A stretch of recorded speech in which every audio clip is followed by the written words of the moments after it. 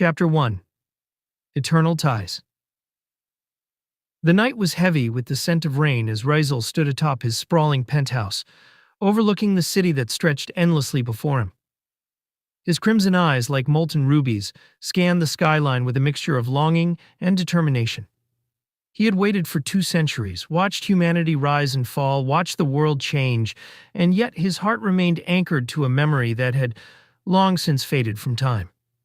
Michael. The name alone was a wound and a balm, a torment and a hope. His fated mate, his hunter, the man who had been both his greatest torment and his truest love. Rizel had fought against destiny, denied it, yet in the end he had succumbed. And then Michael had been taken from him, snatched by a mysterious death that even Rizel the noblesse could not unravel. But now, he was back. Rizel could feel the bond thrumming within him, an unbreakable tether pulling him toward the one soul in all the universe that completed his own.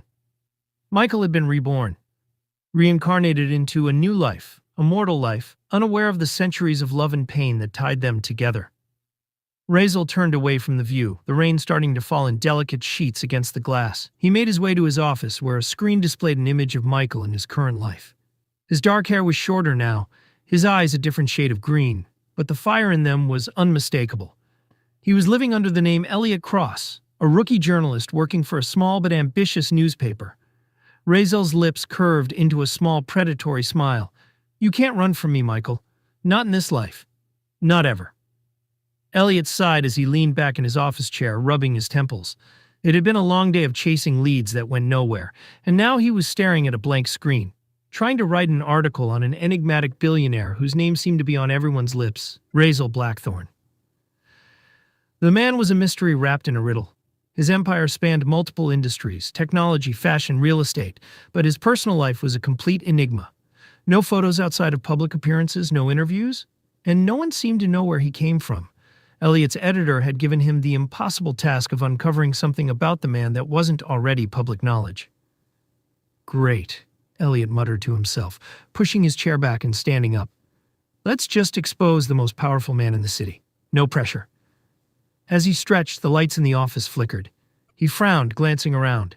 The building was practically deserted this late at night, the hum of computers and the occasional ring of a phone, the only sounds. He dismissed the flicker as nothing and reached for his coat. But as he turned toward the door, he froze. A man was standing there, tall and elegant, with an aura that seemed to make the air itself bow in submission. His black suit was tailored to perfection, his long hair falling like silk over his shoulders, but it was his eyes, red and unyielding, like a predator's, that rooted Elliot to the spot. "Elliot Cross," the man said, his voice a smooth, dark melody. "We meet at last." Elliot's instincts screamed at him to run, but his legs refused to obey. Who are you?" The man stepped closer, his movements fluid and deliberate. "My name is Rizel Blackthorne." Elliot's heart leapt into his throat. The billionaire, the subject of his article. Why is he here? How does he know my name? "I've been watching you," Rizel continued, his lips curling into a faint smile that didn't reach his eyes. "You've piqued my interest, Elliot. Tell me, do you believe in destiny?" Elliot blinked, his mind struggling to process the surreal situation. I don't know what you mean." Rizel's smile widened, and in that moment Elliot felt as though he were a deer caught in the gaze of a wolf. "You will." The days that followed were a whirlwind for Elliot. Rizel seemed to insert himself into every aspect of his life, appearing at the coffee shop Elliot frequented, at the library where he conducted research, even outside his apartment building. There was an unspoken command in the billionaire's presence, a gravitational pull that made it impossible for Elliot to push him away. And yet, beneath the fear and confusion, there was something else, a strange sense of familiarity, as if he had known Rizel in another time, another life. One night as they sat in Rizel's penthouse, Elliot finally voiced the question that had been gnawing at him. "Why me? Why are you so interested in me?" Rizel regarded him silently for a moment, his gaze unreadable. Then he stood and walked to the window, the city lights casting an ethereal glow around him. "Because you are mine," he said softly. You always have been. Elliot's heart skipped a beat. I don't understand. Razel turned to face him, and for the first time there was a hint of vulnerability in his eyes. You will, he said again, in time. But time, as it turned out, was not a luxury they had. Unbeknownst to either of them, shadows were moving in the city. The same forces that had conspired to tear them apart 2 centuries ago were stirring once more, and this time, they would stop at nothing to keep Razel and Michael, now Elliot, from finding their happily ever after. But Razel was prepared to fight. He had lost his mate once, and he would not lose him again, not to death, not to fate, and certainly not to the secrets that still lay hidden in the dark corners of their shared past. For love, Razel would do anything, even if it meant unraveling the mystery of Michael's death, confronting the enemies lurking in the shadows, and proving to Elliot that their bond was unbreakable, even if it meant defying the gods themselves. Chapter 2. Whispers of the Past. The rain came down in sheets, a tempest battering the windows of Razel's penthouse. Elliot sat stiffly on the leather couch, his hands gripping the mug of tea Razel had offered him earlier. The warmth from the drink did little to ease the chill crawling up his spine. Across the room, Razel stood, his gaze fixed on the storm outside, his silhouette framed by lightning flashes. Elliot cleared his throat, shattering the silence. You can't keep giving me cryptic answers, Mr. Blackthorne. If I'm yours, as you say, then explain it. Tell me why I feel like I know you, even though I've never met you before. His voice shook slightly, but he pressed on. I need answers. Razel turned, his crimson eyes softening as they met Elliot's. The answers you seek may not be what you want to hear. I don't care, Elliot replied, his voice firm. I just want the truth. Razel studied him for a long moment before nodding. Very well, but once I tell you, there will be no going back. He walked to a cabinet and retrieved a decanter of blood-red liquid. Pouring himself a glass, he gestured for Elliot to sit. 200 years ago, you were a hunter, one of the best. Your name was Michael, and your sole purpose was to destroy creatures like me. Creatures like you? Elliot echoed, narrowing his eyes. What are you saying? Razel sipped his drink before answering. I am a vampire, Elliot, not just any vampire. I'm the noblesse, the king of my kind. Elliot's first instinct was to laugh, to dismiss the words as the delusions of a madman. But something in Razel's tone, in the sheer weight of his presence, made him hesitate. His mind flashed back to the strange sense of familiarity he felt around this man, the dreams he'd had recently, dreams of blood and fire, of love and loss. You're serious, Elliot whispered. Razel inclined his head. Very. As I said, you were a hunter. We met when you tracked one of my kind to my estate. I should have killed you. Every instinct told me to end your life, but something stayed my hand. He paused, his gaze distant. I felt the bond before I understood it. The fates had tied us together as mates. Elliot blinked, his heart racing. Mates? As in soulmates? Razel nodded. Exactly. Despite the enmity between our kinds, we were drawn to each other. You fought it at first, as did I, but in the end, we could not deny what we felt. And then, his voice faltered, his usually stoic demeanor cracking. Then you were taken from me. Elliot leaned forward, his grip tightening on his mug. How did I die? That, Razel said, his voice hardening, is the question I've been trying to answer for 2 centuries. Your death was no accident. It was orchestrated by someone who wanted to destroy us both. Elliot's mind reeled, his thoughts a whirlwind of disbelief and curiosity. He wanted to call Razel a liar, to accuse him of spinning a ridiculous story, but deep down, something in him believed it. Believed him. Before he could respond, the room was plunged into darkness. The lights flickered once before going out completely. A cold wind swept through the space, and Elliot shivered as an ominous presence filled the air. Razel's expression turned sharp, his eyes glowing brighter in the dim light. We are not alone. A low growl echoed through the room, and Elliot's heart jumped into his throat. What the hell is that? Razel didn't answer. He moved with preternatural speed, placing himself between Elliot and the source of the sound. A figure emerged from the shadows, a man with pale skin, glowing red eyes, and a predatory smirk. Razel, the intruder said, his voice dripping with malice. Still clinging to your precious human, I see. Carmine, Razel replied, his tone icy. I should have known you would come crawling out of your hole. The man, Carmine, laughed, a cruel, hollow sound. You didn't really think you could keep your little pet safe, did you? Not after what happened last time. Elliot's stomach churned as Carmine's words sank in. Last time? He whispered, glancing at Razel. Razel's jaw tightened. He was involved in your death, he said, his voice low, and it seems he intends to finish what he started. Carmine's grin widened. Oh, you have no idea, noblesse. There's so much you still don't know, so many secrets left to unravel. Before Razel could respond, Carmine lunged. The room exploded into chaos as the two vampires clashed, their movements a blur of inhuman speed and power. Elliot scrambled backward, his heart pounding as he watched the fight unfold. Razel fought with a grace and ferocity that took Elliot's breath away. But Carmine was relentless, his attacks driven by a twisted glee. The clash of their strength shook the room, shattering furniture and sending shards of glass flying. Finally, with a roar of fury, Razel struck a devastating blow, sending Carmine crashing into the wall. The intruder snarled, his eyes blazing with hatred. This isn't over, he spat before vanishing into the shadows. The silence that followed was deafening. Razel turned to Elliot, his expression a mixture of relief and worry. Are you hurt? Elliot shook his head, though his hands trembled. What? What just happened? Who was that? Razel's gaze darkened. An old enemy, and a reminder that the past is never truly buried. Elliot swallowed hard, his mind racing with questions. One thing was clear, his life was no longer his own. He was caught in a web of mystery, danger, and a love that spanned centuries. And whether he liked it or not, there was no escaping Razel, or the truth of their shared past. Chapter 3. Bound by Blood. The night was far from over. Razel paced the remnants of his once pristine penthouse, his eyes burning with barely restrained fury. Broken glass crunched under his shoes, the damage a testament to the chaos Carmine had left in his wake. Elliot sat on the couch, his mind a maelstrom of questions and fear. Who the hell was that? Elliot asked, breaking the tense silence. What does he want with you? With me? Razel stopped pacing and turned to face him. The glow in his crimson eyes had dimmed, but the intensity remained. Carmine is a rogue, a vampire who thrives on chaos and destruction.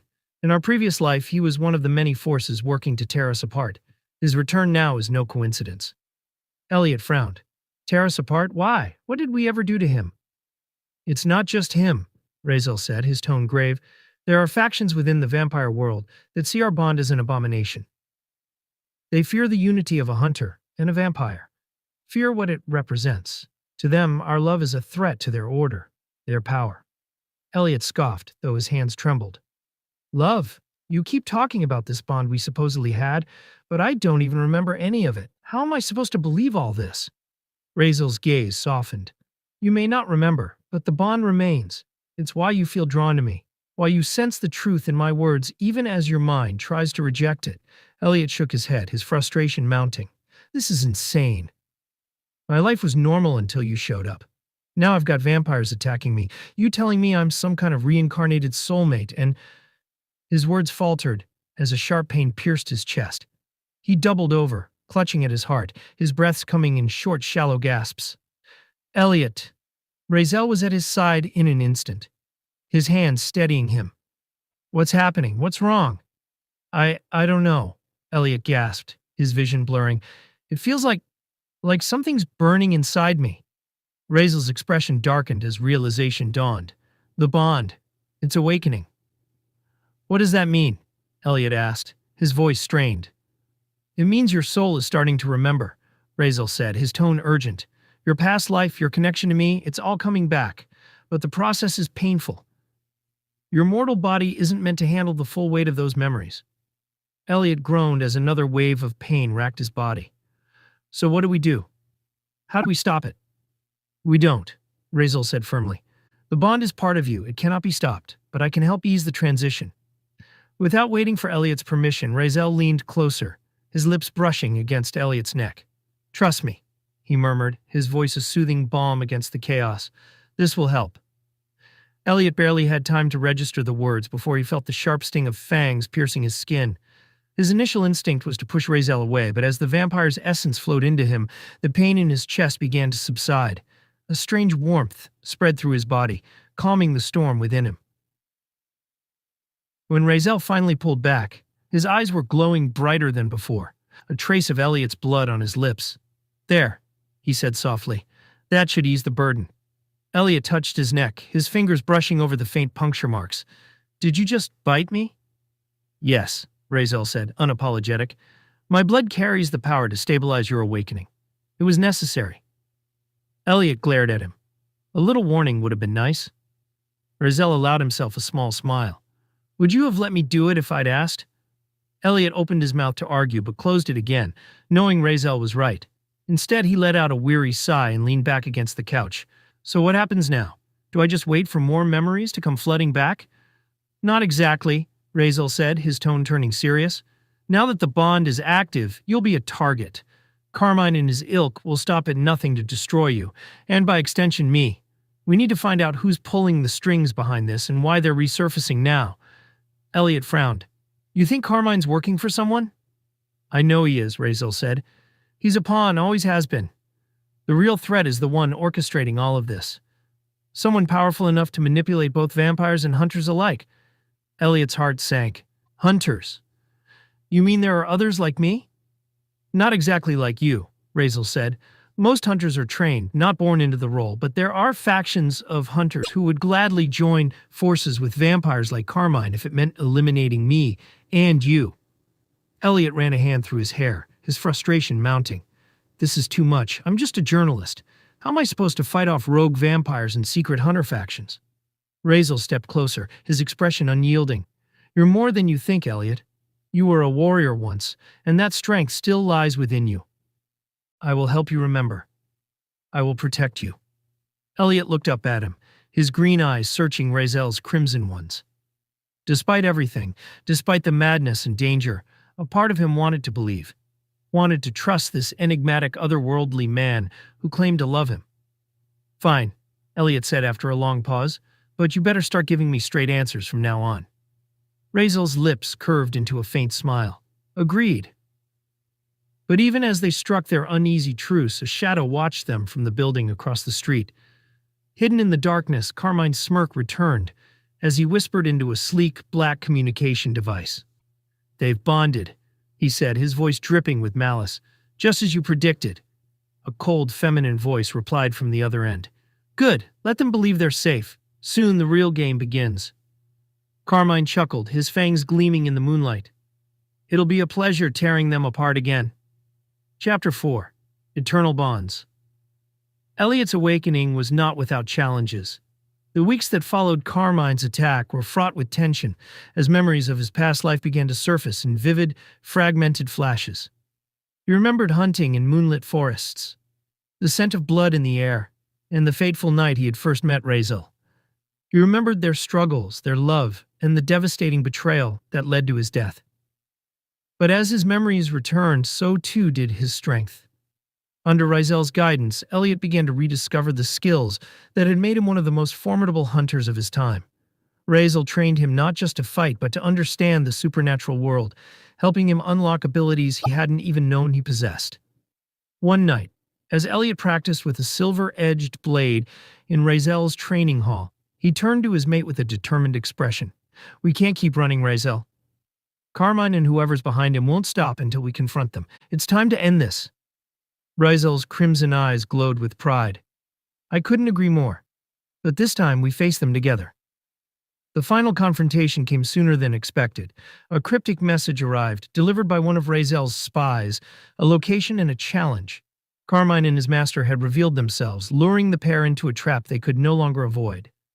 Elliot and Razel arrived at an abandoned cathedral on the outskirts of the city, the air thick with the scent of decay.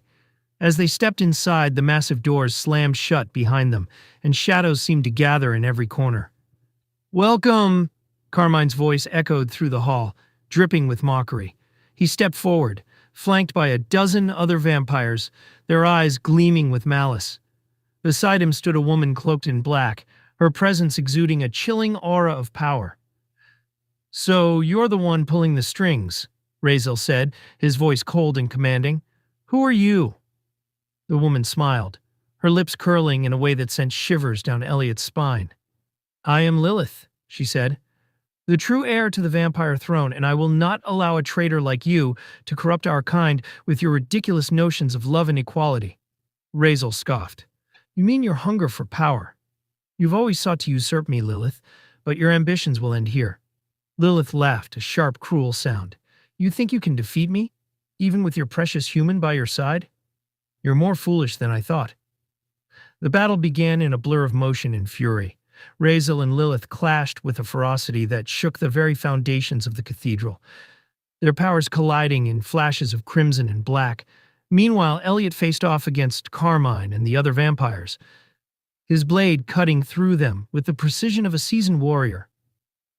But the tide turned when Lilith unleashed a torrent of dark magic, forcing Razel to his knees. You cannot win, noblesse, she sneered. Your love for this mortal makes you weak. Elliot, seeing Razel in peril, felt a surge of anger and determination. Memories of his past life, of the bond they shared, fueled him. He charged at Lilith, his blade glowing with an otherworldly light as he struck her with all his strength. The blow staggered her, and Razel seized the opportunity. Rising to his feet, he summoned his full power, a radiant aura enveloping him as he delivered the final strike. Lilith let out a scream of rage and disbelief before dissolving into ash. With their leader defeated, the remaining vampires fled, their resolve shattered. Carmine, bloodied and beaten, glared at the pair before disappearing into the shadows, vowing revenge. The cathedral was silent once more, save for the sound of Elliot's heavy breathing. He turned to Razel, his green eyes shining with relief. It's over. Razel stepped forward, pulling him into a fierce embrace. It is, he said softly, and I will never let anyone take you from me again. Years passed, and the peace they fought for endured. Razel and Elliot built a life together, blending their worlds into something new and extraordinary. Razel continued to rule the vampire world with wisdom and strength, while Elliot used his journalistic skills to advocate for coexistence between humans and supernatural beings. Their love deepened with time, and their bond became unbreakable. Through ancient vampire magic, they were blessed with children. Twins, a boy and a girl, who carried the legacy of both their parents. The boy, Alaric, inherited Razel's sharp mind and commanding presence, while the girl, Lyra, possessed Elliot's fierce determination and compassion. The family lived in a sprawling estate on the outskirts of the city, where laughter and love filled the halls. Razel often found himself watching Elliot with their children, his heart swelling with a happiness he had thought impossible.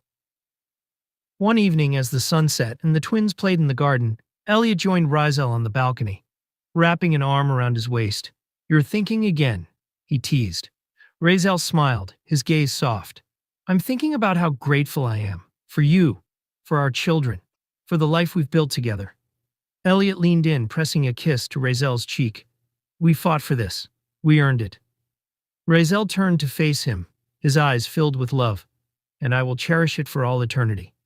As the stars began to fill the sky, the noblesse and his mate stood together, their hands entwined, their hearts forever bound. The past no longer held them captive, and the future was theirs to shape, a future filled with love, family, and the promise of endless tomorrows.